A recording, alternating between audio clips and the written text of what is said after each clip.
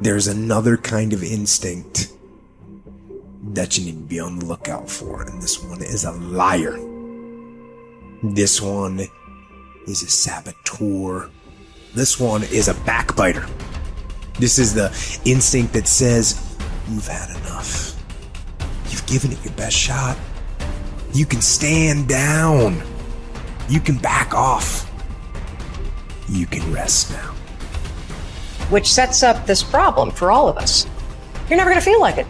It's your job to make yourself do the crap you don't want to do so you can be everything that you're supposed to be. And you're so damn busy waiting to feel like it. And you're never going to.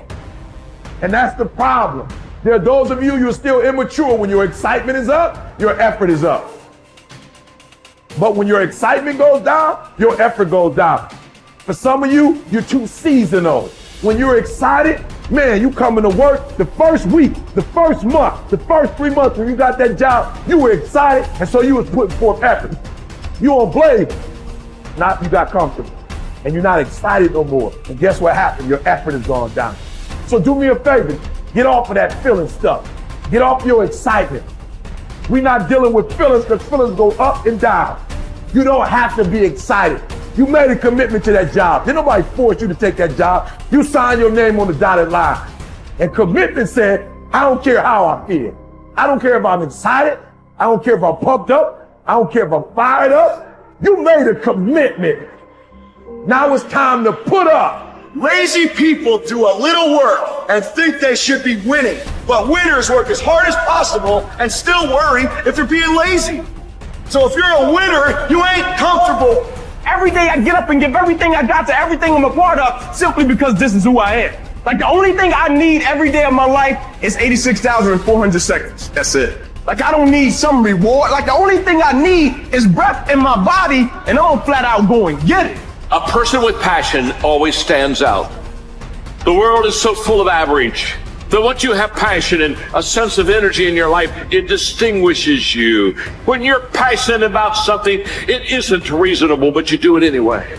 Passion will take you where nothing else will ever take you. It'll give you that decided edge. It'll help you to stand out. When you want to become a diamond, your whole attitude change, your whole mindset, your thinking, your relationships, the decisions that you make, how you spend your time, your energy, all of it changes.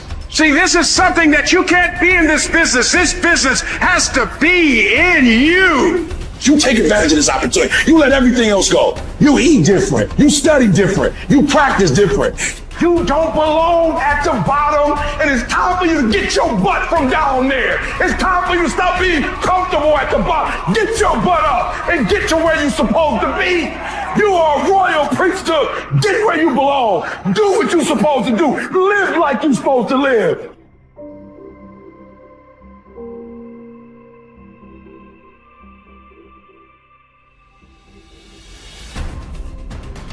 Get better every day. Socrates didn't know much. There wasn't much he held for certain. But he was sure, he said, that we cannot remain as we are. It doesn't matter who you are. It doesn't matter what you've done. Nobody is as good as they could be. Nobody is perfect. Everybody can improve. There are few self-fulfilling prophecies more important or more dangerous than this. If you think you have room to grow, you do, and you will. If you think you're as good as you can be, you're right. You won't get any better. It has been said that Tom Brady, the greatest quarterback in history, the youngest and the oldest to win a Super Bowl, isn't obsessed with winning. That's not what he focuses on. He's obsessed with improving the accuracy of his touchdown passes in the fourth quarter. He's obsessed with getting a little bit faster at releasing the football. He's not willing to stay the same, even though that same is very consistently the best in the league. The process of getting better, that's his drug. That's the dragon he chases. That's how he is able to defy aging and all expectations. The Japanese word for this is kaizen. Continual improvement. Always finding something to work on, to make a little progress on. Never being satisfied, always looking to grow. Revolution, transformation, That's what amateurs chase. The pros are after evolution. If the first step is just showing up, committing to doing something each day, then the next step is finding something to focus on getting better at each day.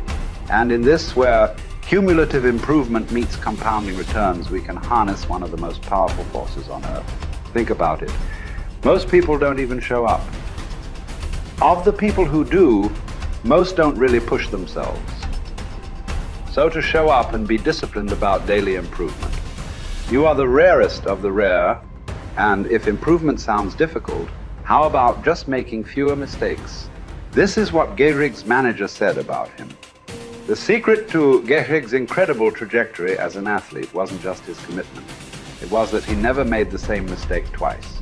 The guy who began his career blowing at least one play per inning improved to one mistake per game, to one per week, to one per month. To err is human.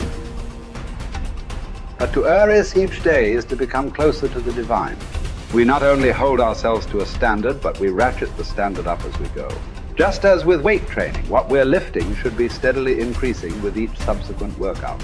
Our unwillingness to be satisfied with our performance, to be done with our progress, is what keeps us from plateauing. It drives us forward. Is it a little discouraging that we never seem to arrive? That our standards rise just out of reach of our abilities? Absolutely not.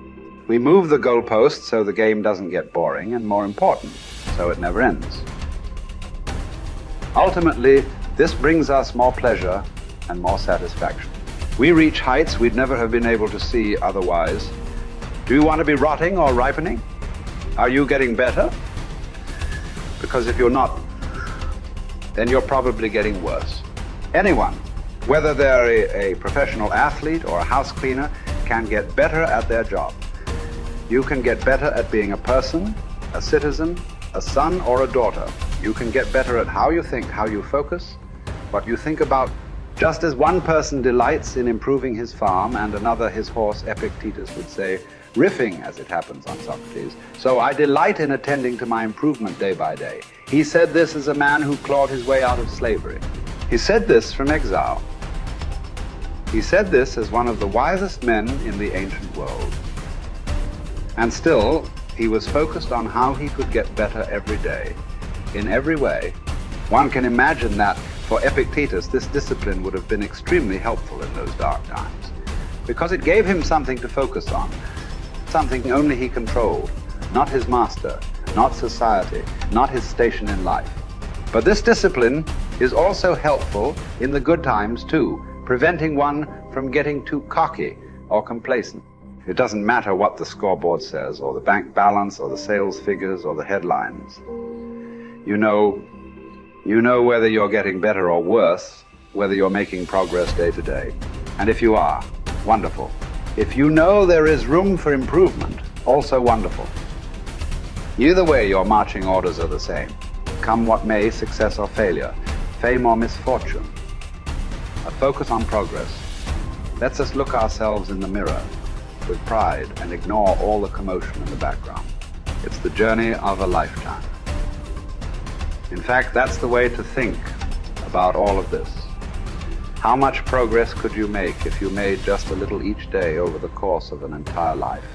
What might this journey look like? Where might it lead if each bit of progress you made presented both the opportunity and the obligation to make a little more progress, and you seized those opportunities, you lived up to those obligations each and every time? Will you choose to take this journey? Will you continue on, even when you've reached further than you ever thought you could go? Or will you stop there? Are you going to keep practicing? Or have you decided that this is good enough? That you're good enough? Will you remain as you are? Or become what you're capable of? Because once you stop getting better, there's only one direction to go. Do the best you can. The Emperor says in Marguerite Yourcenar's beautiful novel Memoirs of Hadrian. Do it over again. Then still improve, even if ever so slightly, those retouches. It's a beautiful irony. You're never content with your progress, and yet you're always content. Because you're making progress. What does it mean to live an infinite life? Clearly, our lives are finite. We're born, we die, we come, we go. But life is infinite. The game of life will continue with us or without us. Which means every single one of us has a choice. We don't get to choose the nature of the game. Life is infinite. We don't even get to choose if we want to play in the game or not. Once you're born, you're in it. We get one choice. Do you want to play with a finite mindset, or do you want to play with an infinite mindset? To play with a finite mindset means waking up every day and say, I'm going to be the best, I'm going to be better than everybody else, I'm going to accumulate more power, more responsibility, more money, whatever it is, whatever your metric is, I'm going to get more than anybody else. Me. And when you die, you take none of it with you. Or we can choose to live our lives with an infinite mindset, which means I'm going to leave this world, this school, in better shape than I found it. It means I'm going to devote my life to see that those around me rise. And we know that we're living with an infinite mindset because our obsession is seeing that we have an impact on the lives of the people around us.